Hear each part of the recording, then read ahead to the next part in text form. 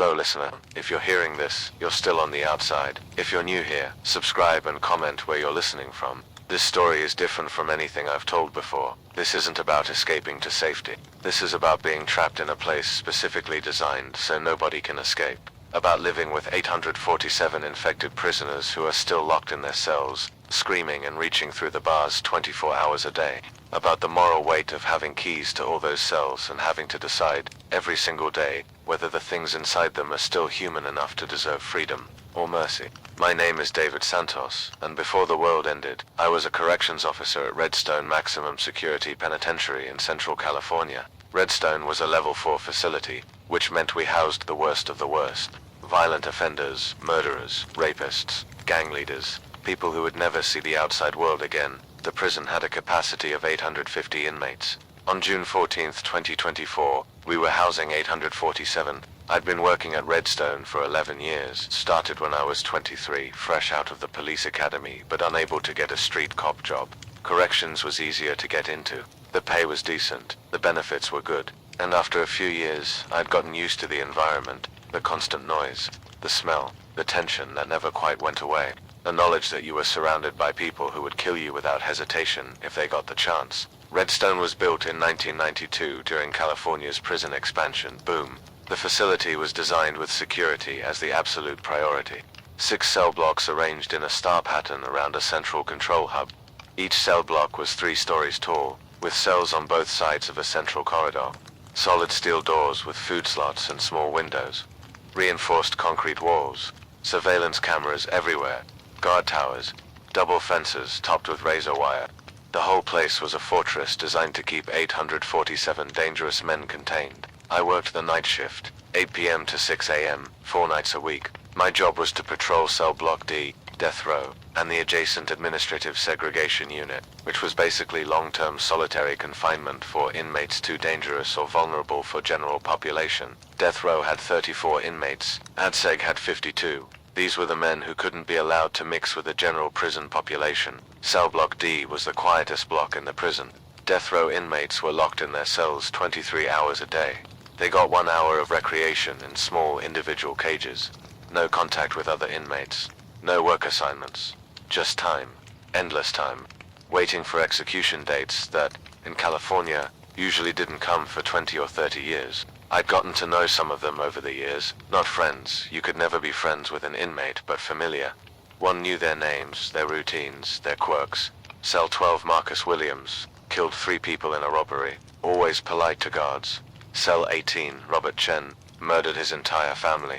Spent all day drawing elaborate cityscapes. Cell 23 James Tiny Rodriguez, 6'8", 280 pounds, killed a rival gang member, terrified of spiders. These weren't good people. Every single one of them had done something monstrous enough to warrant the death penalty, but they were still human, still people. That distinction mattered, at least. It used to. The outbreak reached Redstone on June 14, 2024, a Friday. I'd just started my shift at 8 p.m. when the alarms started going off. Not the usual controlled alarm for count time or lockdown. The emergency alarm. The one that meant something had gone seriously wrong. I was in the death row corridor when it happened, heard shouting from the direction of the main prison, screaming, then gunshots. Multiple shots. That was wrong. Guards weren't supposed to fire weapons, except in the most extreme circumstances. My radio crackled. The watch commander's voice, strained and panicked. All units, we have a major incident in cell block, a multiple inmate casualties, some kind of violent outbreak. Initiating full facility lockdown. All personnel to defensive positions. I hit my radio.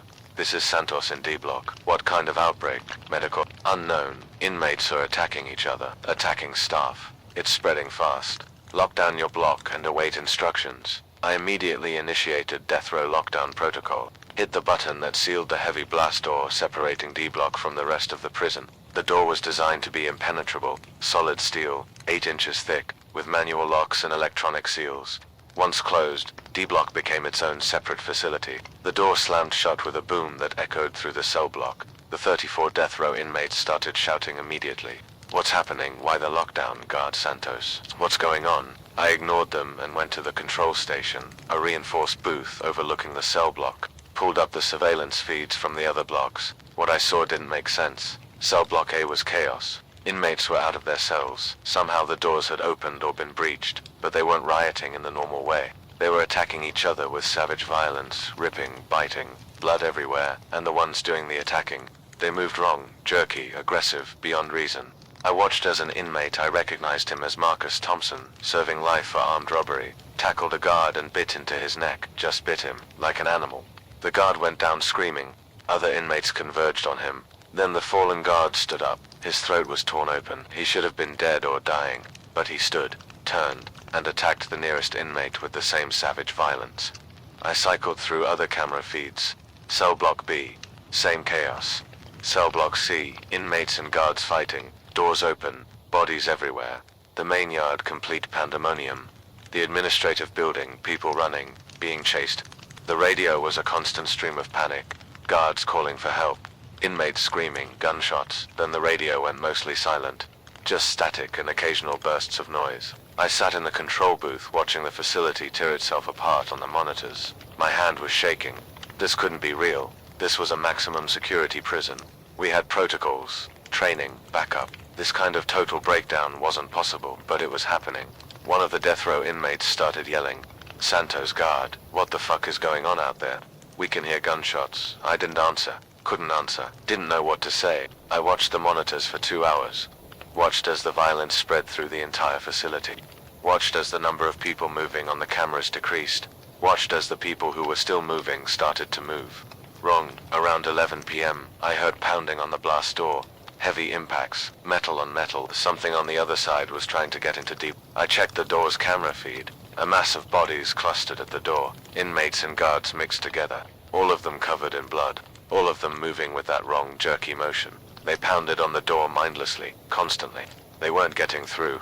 The door was designed to hold against full-scale riots. It would hold against this. But I was sealed in, cut off from the rest of the prison. Trapped in death row with 34 murderers and whatever the hell was happening on the other side of that door.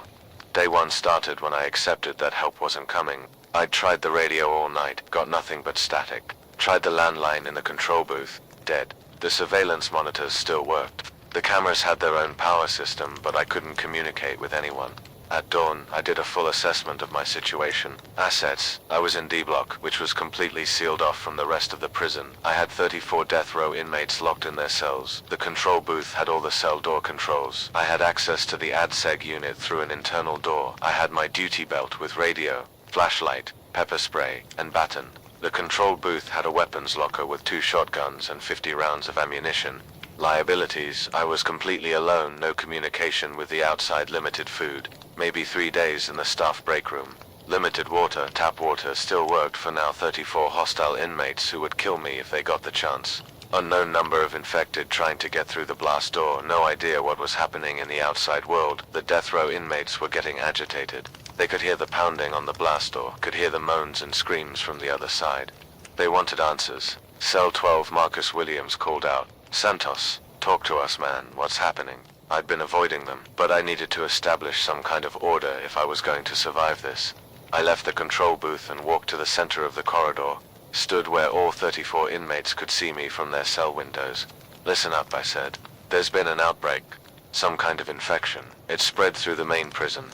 Everyone who's infected becomes violent, attacks people. I don't know more than that." "What about us?" Cell 18, Robert Chen asked. "Are we getting evacuated?" "No evacuation. The facility is locked down. We're sealed in here until help arrives." "When's that gonna be?" "I don't know." Cell 23, Tiny Rodriguez spoke up, his deep voice carrying. "Are we gonna get fed?" "What about water?" "Good question." The cell blocks had their own kitchens for preparing inmate meals, but D block's kitchen was on the other side of the blast door in the main prison. I had no access to it. "I'll figure something out," I said. "For now, everyone stays in their cells. No exceptions." "Fuck that," someone yelled from the 3rd tier. "Open these doors. We got a right to evacuate. The only thing on the other side of that blast door is infected inmates who will tear you apart. You're safer in your cells." "Bullshit. This is illegal. You can't just lock us in here." I walked back to the control booth without responding. Let them yell, they'd calm down eventually. I spent the rest of day one inventorying supplies, found in the staff break room. 6 sandwiches, 4 bags of chips, 3 sodas, 2 bottles of water, a box of granola bars. In the control booth, 2 bottles of water, a bag of coffee, sugar packets in the storage closet, cleaning supplies, toilet paper, light bulbs, basic tools in my locker, my lunch bag with an apple and a protein bar, total food, maybe 4 to 5 days if I rationed carefully. After that, nothing. The inmates needed food too. Death row inmates got 3 meals a day delivered through their food slots. Without those meals, how long could they survive? A week? 2? I had the power to let them starve, or I could share my limited supplies, or I could open their cells and let them scavenge for themselves. Every option led to death. Theirs or mine or both. Day 2. The pounding on the blast door continued. Constant. Rhythmic. Like drums. The inmates were getting hungry. I'd given each of them a granola bar through their food slots. 1 granola bar for 34 men. It was insulting, but it was all I could spare. Marcus Williams called out, "Santos, we need to talk." Real talk. I approached his cell, kept my distance from the door. "What? You know you can't keep us locked in here forever. We're gonna starve, you're gonna starve. We need a plan. The plan is wait for rescue. Rescue ain't coming, man. You know it. I know it. Everyone here knows it. So we need to figure out how to survive. I'm open to suggestions. Open ourselves. Let us help. We can scavenge the ADSEG unit. There might be food there. We can pool resources. And when the resources run out, you'll kill me and each other fighting over what's left. Maybe, maybe not. But at least we'd have a chance. Right now, we're just waiting to die in these cages." He had a point, but opening the cells meant giving up my only advantage. Once they were out, I was just one man against 34 violent criminals. "I'll think about it," I said. Cell 18, Robert Chen spoke up. "There's another option, the escape tunnels." I turned to him. "What tunnels?" "The old maintenance tunnels. Under the prison. They were part of the original construction, used to run utilities. Most of them were sealed in the 90s, but some are still accessible from death row. I studied the blueprints during my appeals. Tried to find a way out, never could. But the tunnels are there. This was new information. "How do you know about sealed blueprints?" "I was an architect before.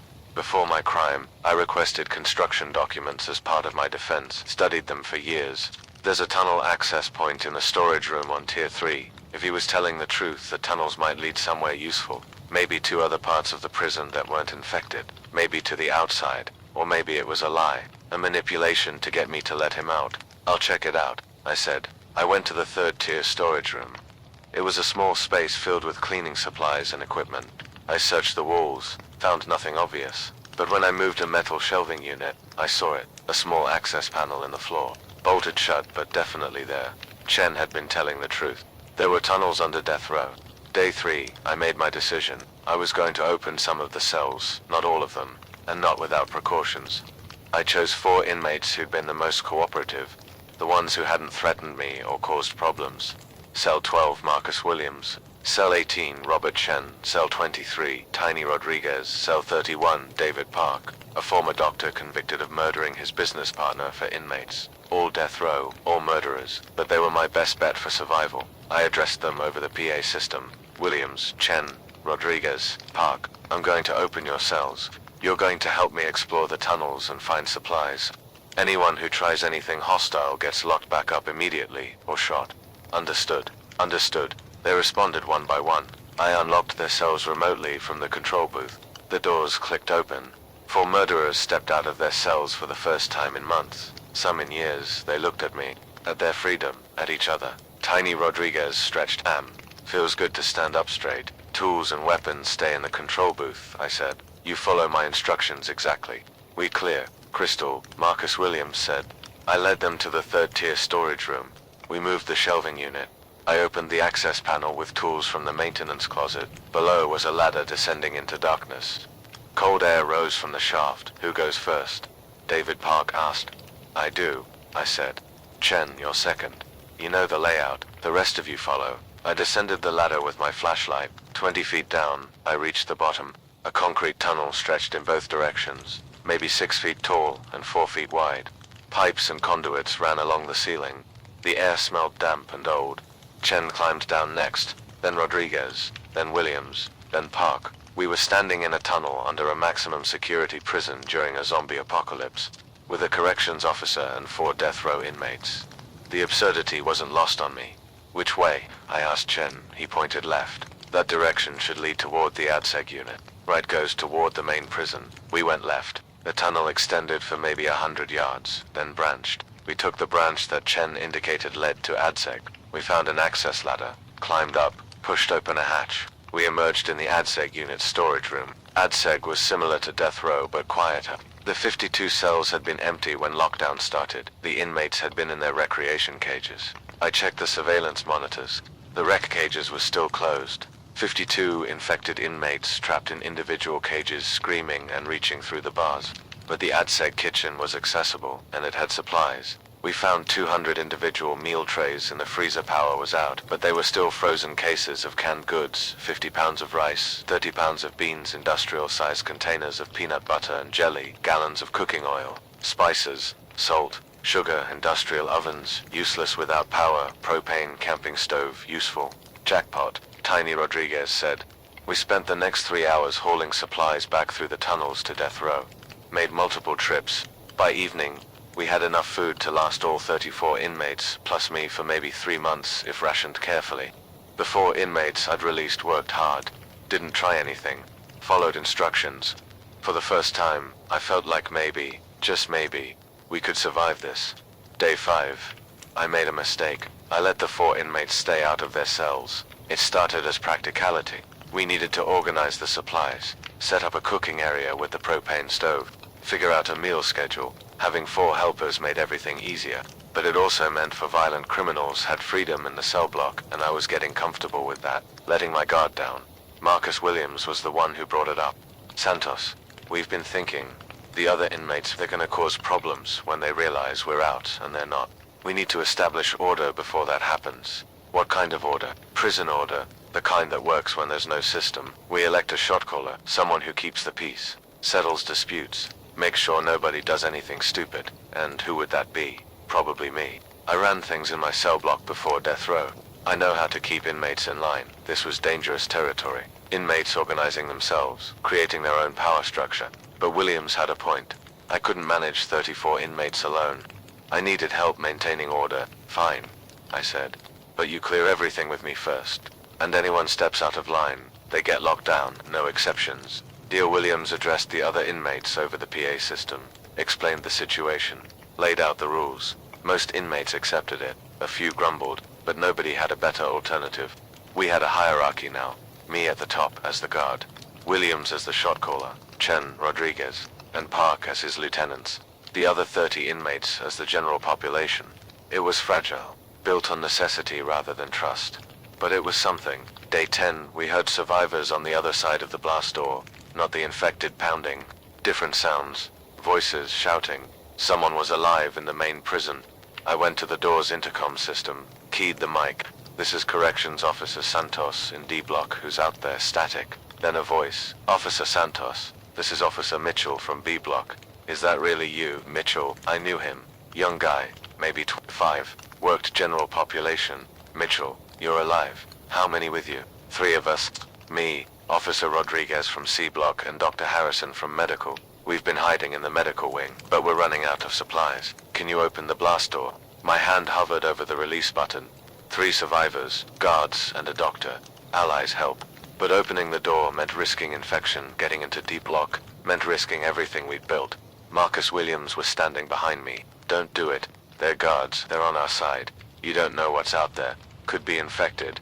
Could be a trap. Could be they're infected and don't know it yet. I can't just leave them. Yeah, you can. You've been doing it for 10 days. Everyone in the main prison is either dead or infected. 3 guards ain't gonna change that. I turned to him. When did you start calling the shots? When you started hesitating. A leader who can't make hard decisions gets everyone killed. You know what you have to do. I looked at the door release. At the intercom. At Williams. He was right. Opening that door risked 34 inmates, plus me. 60 lives for 3. The math was simple. I keyed the intercom. Mitchell, I can't open the door. It's too risky, but I can help you another way. There are tunnels under the prison. Access points in each cell block. Find the maintenance room on the lowest level. Look for floor hatches. Follow the tunnels west. They'll lead you to ADSH. From there I can bring you into D Block safely. Tunnels, Santos, we can't. There's too many of them out here. We won't make it. Then I'm sorry, but I can't open this door. Santos, please. Oh God, they found us. They're coming. Open the door, please. Gunshots on the other side. screaming, the sound of bodies hitting the blast door, then silence. I stood with my hand on the intercom, listening to nothing. Marcus Williams put his hand on my shoulder. "You made the right call." I wanted to believe him. Day 15, one of the death row inmates died. Cell 27, William Foster, convicted of killing 2 people in a domestic dispute. He'd been complaining of chest pains for 2 days. Without medical care, he had a heart attack. David Park, our resident doctor, tried to help through the cell bars, but there wasn't much he could do with no equipment. Foster died in his cell. We left the body there, didn't have a way to safely remove it, didn't have anywhere to put it, just closed the food slot and left him. The smell started on day 16. Day 20, we had our first real conflict. Cell 8, Raymond Garcia started demanding to be let out of his cell. He'd been one of the inmates who hadn't accepted the arrangement. Wanted equality, wanted everyone out or everyone in. When his demands were ignored, he started making threats. Said he'd cause problems, make noise to attract the infected, flood his cell. Whatever he could think of. Marcus Williams came to me. "We need to handle this. Can't let one guy undermine the whole system. What do you suggest?" "Solitary. Put him in the hole. Let him think about his behavior." The hole. Solitary confinement. A small, dark cell with no windows, no stimulation. Psychological torture, essentially. "He's already in a cell," I said. "Not the same. The hole breaks people. He'll be cooperative after a few days." I hesitated. This felt like crossing a line. I was supposed to be the authority here, but I was delegating punishment to an inmate. 3 days, I said. After that, we reassess. Williams and Rodriguez extracted Garcia from his cell, carried him struggling to the ADSEG unit where the whole cells were located, locked him in complete darkness. His screams echoed through the tunnels. Day 23, Garcia came out of the hole. He was different, quiet, compliant, broken. It worked, but the cost was a piece of my humanity. Day 30, we discovered we weren't alone in the prison. Tiny Rodriguez was exploring the tunnels when he heard sounds. Movement in the section that led toward the main prison.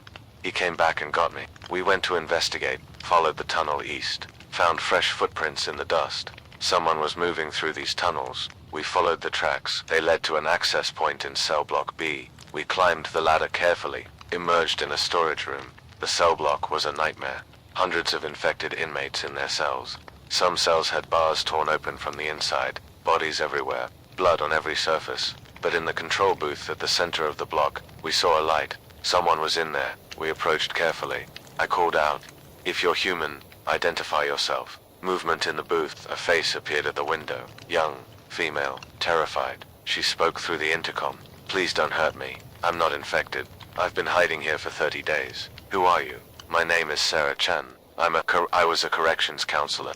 I've been trapped here since the outbreak started. Another survivor. In cell block B, living in a control booth surrounded by hundreds of infected inmates. How are you still alive?" I asked. "The booth is sealed. They can't get in. I've been living on vending machine food and water from the booth's sink. But I'm out of food now. I heard you in the tunnels. Please, I need help." Marcus Williams whispered to me. "Could be a trap. She's been here 30 days. If she was infected, she'd be like them. Maybe, or maybe infection works different in some people. We don't know the rules." He was right. We didn't know. But leaving her meant letting another person die. "We'll help you." I called to Sarah. "But you'll need to be quarantined when we get you to Deep Lock. Make sure you're not infected." "I understand. Thank you. Thank you so much." We guided her through the tunnels to death row. Set her up in an isolated storage room. Gave her food and water. Told her she'd stay there for 72 hours. If she showed no signs of infection, she could join the general population. Day 33. Sarah Chen joined us in Deep Block. She wasn't infected. She was smart, resourceful, and most importantly, she was another thinking human being who wasn't a convicted murderer. Having her there changed the dynamic. The inmates were more careful around a woman, more controlled, like they were trying to prove they weren't monsters. It didn't change what they were, but it changed how they acted. Day 40, we found the warden's office. The tunnels extended farther than we'd realized. One branch led to the administrative building. We explored it carefully. The admin building was mostly clear. The infected had torn through it on day 1, but they'd moved on to other areas. We found offices ransacked, papers everywhere, blood on the walls, but the warden's office was sealed. Heavy door, electronic lock, still functioning on backup power. Chen knew computers. She'd been trying to access the prison's systems from cell block B. She managed to override the lock. Inside, we found the warden dead. Self-inflicted gunshot wound. He'd locked himself in his office when the outbreak started and taken the easy way out. Beside his body was a laptop, still powered, still showing security feeds from cameras throughout the prison. We could see everything. All 6 cell blocks, the yard, the perimeter, the guard towers. The main prison was completely overrun. Thousands of infected inmates wandering, some still in cells, others loose, all of them violent and wrong. But we also saw something else. Movement in cell block F, organized movement. Not the shambling chaos of infected. Someone else was alive, and they'd organized a whole cell block. Day 45, we made contact with cell block F using the prison's internal phone system. A voice answered, male gruff. Who is this? Corrections Officer Santos from D Block. We've been surviving here since the outbreak. Who are you? Sergeant Rodriguez. I'm here with Captain Myers and 15 inmates from the trustee program. We've secured F Block. You're not the only ones left. 17 more survivors, guards and trustees, organized and armed. This changed everything. We need to meet, I said. Coordinate. Pool resources. Negative, F Block stays sealed. Too risky, but we can trade supplies through the tunnels. And information. We've been monitoring radio frequencies. There's a military evacuation point being set up in Sacramento, 50 miles north. If we can get there, we're saved. How do we get there? We don't. Prisons, surrounded. Thousands of infected between us and the highway. Only chance would be a vehicle convoy with heavy weapons. We don't have that, so we're stuck. For now. But the military's advancing south. Eventually they'll reach us. We just have to survive until then. Day 50, we established a trade network with F Black. We had food from the ADSEG kitchen. They had medical supplies from the prison infirmary. We traded through the tunnels. Captain Myers sent a message. We need to discuss a problem. The infected inmates. The ones still locked in cells. They're deteriorating but not dying. Eventually they'll break out or waste away. Either way, we have a decision to make. He was asking if we should kill them. Put them down while they were still contained. It was a mercy. They weren't human anymore. They were suffering. And they were a threat. But they'd been human. They'd been inmates serving sentences. Some for crimes that didn't deserve death. And we'd be executing them without trial or appeal. I brought it to Marcus Williams. What do you think? I think they're already dead. What's left ain't human. Putting them down is just cleanup. Easy for you to say. You're on death row anyway. What about the guys serving life? The ones who might have gotten out someday. Ain't nobody getting out. That world's gone, might as well face it. He was probably right. But I couldn't bring myself to give that order. Day 60. The decision was made for us. Cell Block C had a major containment failure. The infected inmates, after weeks of throwing themselves against their cell doors, finally breached several cells.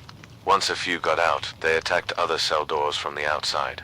Within hours, half of Cell Block C was loose. They filled the corridors, hundreds of them, pounding on walls, fighting each other, creating a screaming mass of violence. The surveillance feeds showed it happening in real time. We couldn't stop it, could only watch. Sergeant Rodriguez called. Santos, C Block is lost. It's going to spread. We need to seal the tunnel access points before they find them. We spent the next day sealing every tunnel entrance we could find with welding equipment from the maintenance shop. Cut off access, made sure the infected couldn't use the tunnels to reach us. We were now completely isolated. Each group sealed in their own block, connected only by radio and surveillance feeds. Day 70. Sarah Chen asked me a question that had been bothering her. David, what happens when the food runs out? We have maybe 60 days left at current rationing. What then? We'll figure something out. Will we, or will we start eating each other? She wasn't joking. The question was real. Tiny Rodriguez, who'd been listening, spoke up. Happened in the USSR, prison camps during famines. Guards had food. Inmates starved. Cannibalism started. Guards eventually started farming the inmates for meat. Jesus Christ, Sarah said. Just history, but history repeats, don't it? The conversation haunted me. Were we going to reach that point? Would I have to make decisions about who lived and who got eaten? Day 80. We found more survivors. Not in the prison. Outside. A civilian radio broadcast broke through the static. A woman's voice. This is Lisa Martinez, broadcasting from the Safeway Distribution Center off Highway 99. If any survivors can hear this, we've established a secure zone, 23 people. Food and water. Looking for more survivors to join us. We're located at GPS coordinates. She gave coordinates. I checked them on a map in the warden's office. 15 miles south of the prison. 15 miles through infected territory. Might as well be 1,000, but it meant the outside world wasn't completely dead. People were organizing, surviving, maybe even thriving. It gave me hope, and hope was dangerous. Day 90, Marcus Williams came to me with a proposal we've been thinking. Some of us want to make a break for it. Try to reach that distribution center, or the military in Sacramento. Staying here is just slow death. Leaving is fast death. You won't make it a mile, maybe, maybe not, but at least we'd die trying instead of rotting in here. Who's we? Me, Chen, Rodriguez, Park, a few others who want a chance. You're on death row. Where exactly do you think you're going? Williams laughed. Man, the world ended. Death row don't mean shit anymore. We're free whether you like it or not. He was right. The old rules didn't apply. These men had been sentenced to death by a society that didn't exist anymore. Keeping them locked up was just habit, inertia. You want to leave, I won't stop you, I said. But you'll do it smart. Planned, not a suicide run. Deal. We spent the next week planning an escape attempt, studied the surveillance feeds, mapped routes, identified where infected congregated. The best exit point was the loading dock on the east side. It faced away from the main infected clusters. A vehicle could potentially leave from there. The prison garage had transport vans. If we could get one running, load it with supplies, we might make it to the highway. It was risky as hell, but it was a plan. Day 100, we executed the escape attempt. 10 inmates plus me plus Sarah Chen, 12 people total. Leaving 23 inmates locked in death row with enough food for 40 days. They'd volunteered to stay, either too scared to risk the outside or too sick to travel. We went through the tunnels to the garage, found 3 vans. 2 were dead, batteries long gone. But the third started after we jumped it from a backup battery. We loaded supplies, weapons, what few we had, food, water, medical supplies. Then we opened the garage door. The loading dock area was relatively clear, maybe 20 infected wandering the far end of the yard. They turned when they heard the door open. Go now, I shouted. We piled into the van. I drove Marcus's road shotgun with a shotgun. Everyone else crammed in back. I floored it toward the first gate. It was already open, had been since the outbreak. We blew through it. Infected lunged at the van. I ran them down. The van shuddered with impacts. Second gate, also open, more infected. I didn't slow down, just kept accelerating. We burst onto the access road, free of the prison. I turned north toward the highway. Behind us, infected poured out of the prison, hundreds of them, following our noise. Where to? Marcus asked. Highway first, then we decide. We reached Highway 99. It was a graveyard of vehicles. Abandoned cars, crashed trucks, bodies everywhere, and infected. Thousands of them wandering the highway, clustered around vehicles. We can't drive through that, Sarah said from the back. She was right. The van would get stuck. We'd be surrounded. North or south? I asked. North, Marcus said. Military's in Sacramento. That's our best bet. I turned north. Navigated slowly around the worst of the wreckage. Every few hundred yards, we'd encounter a cluster of infected. I'd have to ram through them or find another route. We made it 5 miles. Then the van's front tire blew out. All the running over bodies and debris had finally torn it. We limped to the side of the highway, stopped in the parking lot of an abandoned gas station. We're walking from here, I said. We grabbed what supplies we could carry, formed up, started hiking north along the highway. Made it another 3 miles before they surrounded us. Too many infected, they came from all directions. We tried to fight.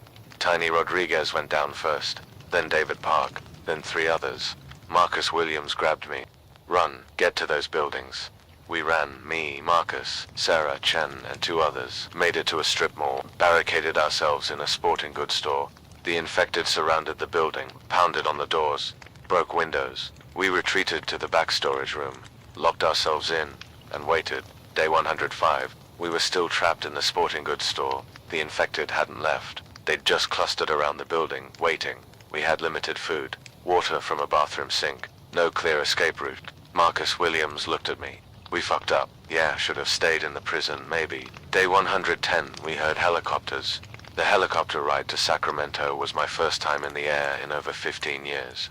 I sat strapped into a canvas seat, watching the landscape scroll beneath us. From up here, California looked almost normal. Green fields, distant mountains, the Sacramento River winding through the valley like a silver snake. But when we flew over towns, the truth became visible. Abandoned cars clogging every street, buildings with broken windows, fires still burning in some places, and everywhere, tiny figures moving with that characteristic shambling gait. The infected owned the ground now. The sky was the only safe place. Marcus Williams sat across from me, his face pressed to the window like a kid on his first plane ride. Maybe it was I realized I knew almost nothing about his life before prison. Before he killed 3 people in a robbery that went wrong. Before death row. Never thought I'd see the outside again, he said, without looking away from the window. Figured I'd die in that cell, or in the execution chamber. Never imagined this. Sarah Chen sat next to him, eyes closed, hands gripping the seat straps. She'd been quiet since the rescue, hadn't said more than a few words. The trauma of 30 days alone in that control booth, then another 75 days in the prison, then the escape attempt. It was catching up to her now that we were safe. Robert Chen, no relation to Sarah, just coincidence, stared at his hands. The architect who'd murdered his entire family, who'd spent years studying prison blueprints looking for an escape that never came. He'd been useful, intelligent, cooperative, but I couldn't forget what he'd done. Couldn't forget the crime scene photos I'd seen in his file, his wife, his 2 daughters, ages 8 and 10. The 2 other inmates who'd survived the escape sat stone-faced. They knew what awaited them. Rescue, yes, but also rearrest, processing, eventually, back to prison, assuming prisons still existed in whatever world we were flying toward. The helicopter pilot's voice crackled over the intercom. Sacramento's safe zone, coming up 83 minutes. I looked down, saw the city, saw the massive wall that had been constructed around the downtown core. Concrete barriers, guard towers, searchlights. It looked like a medieval fortress built from modern materials. Inside the walls, I could see people, actual living people walking streets, working, existing. Outside the walls, thousands upon thousands of infected pressed against the barriers like a living tide. We landed on a helipad inside the safe zone. The moment the skids touched down, armed soldiers surrounded us. Professional, cautious, they'd learnt not to trust anyone. Everyone out slowly, a sergeant barked, hands visible. No sudden movements. We complied. Climbed out of the helicopter with our hands up. The soldiers separated us immediately. Sarah went one direction, the inmates another. Marcus and I were taken to a 3rd location. They put us in a medical tent. A doctor, an actual doctor with equipment and medicine, examined us, checked for bites, scratches, any sign of infection, drew blood for testing. You're malnourished, the doctor said to me. Lost maybe 50 pounds, dehydrated, vitamin deficiencies, but otherwise healthy. No signs of infection. You're one of the lucky ones. Lucky I'd survived 200 days in a maximum security prison during the apocalypse. Had made decisions that kept me alive but cost me pieces of my soul. Had worked with convicted murderers and left 3 guards to die. Had locked a man in solitary confinement until he broke. Had watched people die. Yeah, lucky. They kept us in quarantine for 72 hours. Standard protocol. 3 days in a sealed tent with medical monitoring to absolutely confirm we weren't infected. The infection had a maximum incubation period of 48 hours.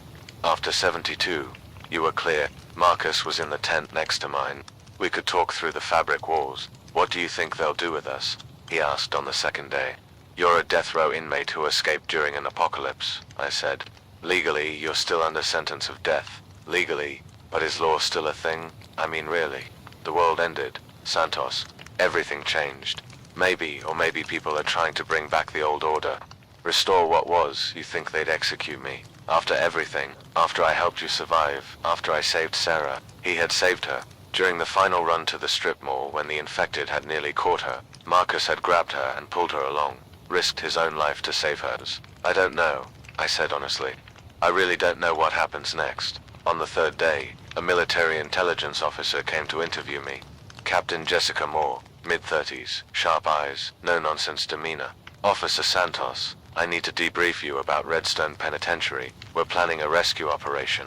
Your information could save lives. I told her everything.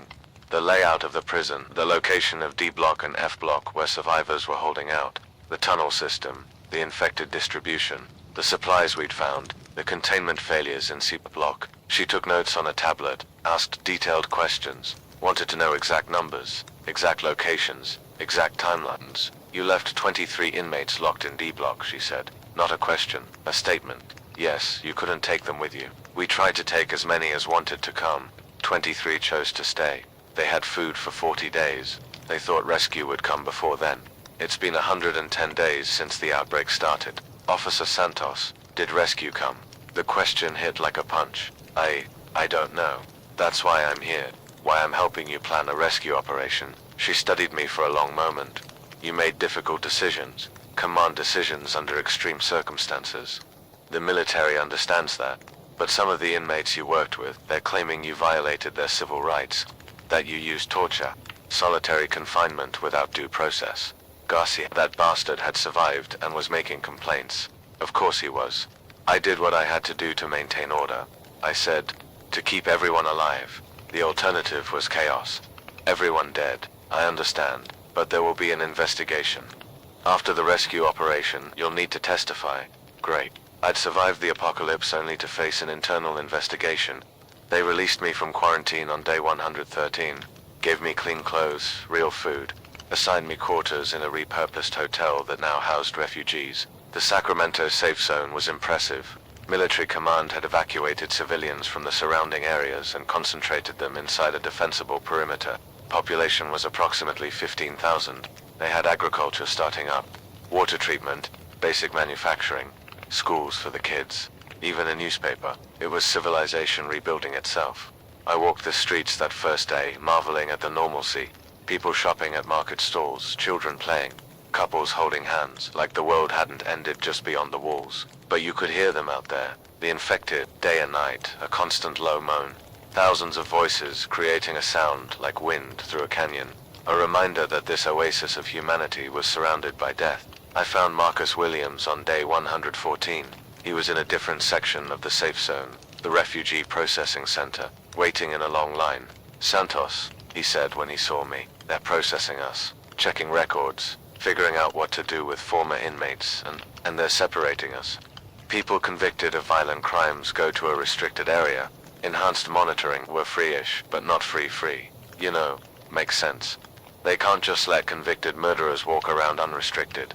Even after everything. After I helped you. After I saved lives. I didn't have an answer for that. The old world had rules. The new world was trying to rebuild using those rules. Whether that made sense or not was above my pay grade. Sarah Chen found us both on day 115. She looked better, showered, clean clothes. Some of the haunted look had left her eyes. They're sending me to a processing center in San Francisco, she said. There's a boat leaving tomorrow. I wanted to say goodbye, to thank you both. We'd survived together, depended on each other, and now we were being separated and sent to different parts of whatever remained of California. Take care of yourself, I told her. Marcus hugged her, a death row inmate hugging a corrections counselor 6 months ago. That would have been unthinkable. Now it seemed natural. She left. I never saw her again. Day 116. Captain Moore called me to military headquarters, a requisitioned office building in the center of the safe zone. We're ready to execute the rescue operation at Redstone, she said. We're going in tomorrow at dawn. I want you with us. As a guide, I'll do it. There's something else. The inmates you left behind, the 23 and D block. We've been monitoring the prison with surveillance drones. We have visual confirmation that at least some are still alive. Relief flooded through me. They'd made it, despite everything. They'd survived. But there's a problem, Moore continued. The infected population inside the prison has grown. Somehow they're getting in from outside. We estimate over 10,000 infected now occupy the facility. The rescue operation will be extremely dangerous. I understand. When do we leave? 0 tomorrow. Get some rest. Officer Santos, you're going to need it. I couldn't rest. Spent the night thinking about those 23 men I'd left behind. Had they survived on the supplies we'd left? Had they maintained order? Had more of them died? Day 117 we mounted up. The convoy consisted of 8 armored vehicles, 50 soldiers, plus me, Marcus Williams, and Robert Chen as guides. They'd asked Chen specifically because of his knowledge of the tunnel system. Marcus had volunteered, insisted on coming, said he owed it to the men we'd left behind. The military agreed after some debate. Figured a familiar face might keep the inmates calm during evacuation. We drove south as the sun rose. The highway was a nightmare, abandoned vehicles everywhere, infected wandering in clusters. The armored vehicles just pushed through, crushing anything in the way. 3 hours later, we reached Redstone. The prison looked worse than when I'd left. More broken windows, more bodies visible. The infected clustered around it like ants around spilled sugar. Jesus, one of the soldiers muttered. There's thousands of them. Captain Moore studied the scene through binoculars. We go in loud, draw them to us. Clear a path to the main entrance. Team 1 secures D block. Team 2 secures F block. Teams 3 and 4 provide covering fire. Everyone else extracts survivors. Clear, clear. The teams responded in unison. Santos, Williams, Chun, you're with Team 1. Stay behind the soldiers. Don't be heroes. We're here to get people out, not fight zombies. Understood. We understood. The assault began with a flashbang grenade launcher.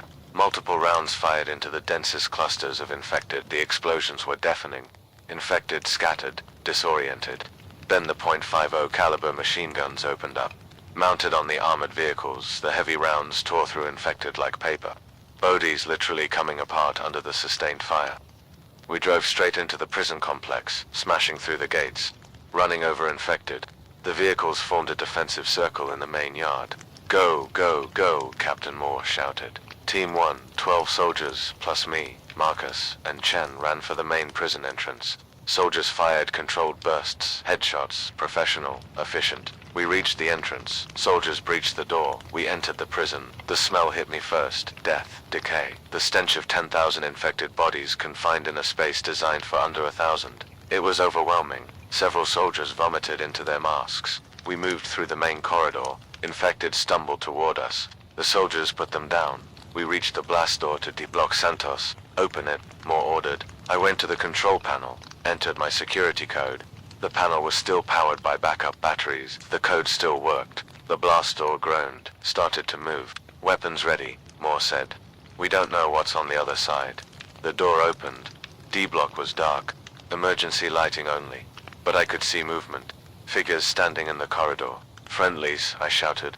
Military rescue. Don't shoot. A voice called back. Weak but recognizable. Santos, is that really you? It was one of the inmates, cell 19, Jimmy Chen. No relation to Robert or Sarah, just another Chen. We entered D-block, found 19 survivors. 19 out of the 23 I'd left. They were in bad shape. Emaciated. Dehydrated. Some could barely walk. They'd been rationing food, but had run out 5 days ago. Had been drinking water from the taps, and nothing else. 4 had died. 2 from illness. 1 from suicide. 1 from violence, an argument over food that had turned fatal. The soldiers immediately began evacuation procedures. Medical treatment, fluid IVs, prepared them for transport. Where's the rest of your group? Moore asked me. F block, other side of the prison. We'll need to fight through to get there. Team 2 should be reaching F block from the east entrance. Let's focus on getting these survivors out. We retreated through the main prison. Infected were pouring in from other cell blocks. The soldiers held them off while medics carried the survivors. We made it back to the armored vehicles. Loaded the D-block survivors. They were safe. Team 2, report. Moore spoke into her radio. F-block secured. We have 17 survivors. But we've got a problem. What problem? They've been eating the infected. They're showing signs of infection from consumption. We need immediate medical quarantine. The radio went silent. Moore's face went pale. Sergeant Rodriguez and his group had been eating infected flesh to survive. And it had infected them. Not through bites. Through consumption. Medical team, prepare quarantine protocols. Moore ordered. Extract them anyway. We'll deal with infection on site. The extraction took 2 more hours. By the end, we had 36 survivors total. 19 from D block, 17 from F block, plus 7 more found hiding in various places. But 12 of the F block survivors were showing signs of infection, fever, aggression, the early stages. They were loaded into a separate vehicle, isolated, restrained. As we drove away from Redstone, I looked back at the prison. The infected were already retaking it, flooding back into the buildings. The place where I'd spent 200 days was lost forever. Day 118, back in Sacramento, the debriefing was extensive. The military wanted every detail. What had happened in D block, how we'd survived, the decisions I'd made, the inmates I'd worked with. The F block survivors who'd been infected were quarantined in a medical facility. Doctors were studying them, trying to understand this new infection vector, trying to find a cure. They didn't find one. Over the next 72 hours, all 12 turned fully infected, had to be put down. Sergeant Rodriguez was among them. He'd survived so long, only to lose himself to the very thing he'd been fighting. Day 119, they held a hearing about my conduct. Military tribunal, 3 officers. They asked about Garcia, about the use of solitary confinement, about working with death row inmates, about the guards I'd refused to let in. I told the truth. All of it. Didn't try to justify or excuse. Just laid out the facts. Officer Santos made decisions under extreme duress. Marcus Williams testified on my behalf. Without him, none of us would be alive. He maintained order when everything else had fallen apart. The tribunal deliberated for 2 hours, then delivered their verdict. No charges. Officer Santos acted within reasonable parameters for crisis command. Case closed. I was free, cleared, vindicated. But I didn't feel vindicated. I felt hollow. Day 120, we went back. Military convoy, armored vehicles, 50 soldiers. Me as the guide. We approached Redstone. The prison looked like hell. Broken windows, bodies visible in the yard, infected wandering everywhere. The soldiers cleared the yard with systematic precision. Headshots, no wasted ammunition. Within 2 hours, they'd killed or dispersed the infected outside the walls. Then we went inside. I led them to D block first. We opened the blast door. The 23 inmates were still alive. Barely. They'd been rationing food, but were close to starvation. The soldiers evacuated them, treated them. Then F block Sergeant Rodriguez and his group were in better shape. They'd been hunting infected through the tunnels for food. Yes, food. They'd been eating them. I didn't ask for details. We spent 3 days clearing the prison. Found 7 more survivors in various hiding spots. Found thousands of infected still locked in cells. The soldiers went cell by cell. Opened the doors. Put them down. Efficient, professional, necessary. By the end, Redstone was silent again. Day 200. I stood in the empty death row corridor. The cells were open. The inmates were gone, either evacuated or dead. The blast door was open. The surveillance monitors were dark. I'd survived 200 days in this place, had made impossible decisions, had crossed moral lines I never thought I'd approach, had become something I didn't recognize. Marcus Williams found me there. He'd been processed as a refugee rather than a prisoner. Turned out when society collapses, past crimes don't matter as much. "You okay?" he asked. No, me neither. We stood there in silence. A corrections officer and a death row inmate. Both of us different people than we'd been 200 days ago. "What now?" I asked. "Now we live. Try to be better than we were. Maybe earn another chance. Maybe. But some things you can't come back from. Some lines, once crossed, mark you forever. If this story made you question justice, mercy, and what makes someone human, hit subscribe. Drop a comment. Who deserved to survive? The guards? The inmates? Both? Neither. Remember, when society collapses, we're all just trying to survive. And survival has no morality.